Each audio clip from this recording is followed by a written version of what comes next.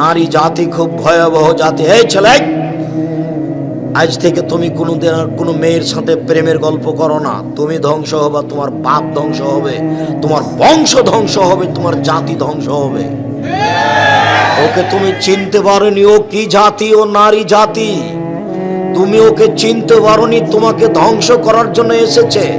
তুমি ধ্বংস হবা, তোমার বাপ ধ্বংস হবে, তোমার বংশ ধ্বংস হবে, তোমার জাতি ধ্বংস হবে, কেউ রক্ষা পাবা না।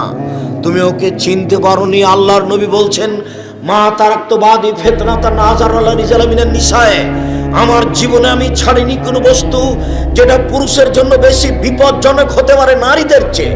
আমার জীবনে আমি ছাড়িনি কোনো বস্তু যেটা পুরুষের জন্য বেশি বিপজ্জনক হতে পারে নারীদের চেয়ে। আমার জীবনে আমি ছাড়িনি কোনো বস্তু যেটা পুরুষের জন্য বেশি বিপজ্জনক হতে পারে নারীদের চেয়ে। নারী হচ্ছে পুরুষের জন্য সবচেয়ে বেশি বিপজ্জনক বস্তু।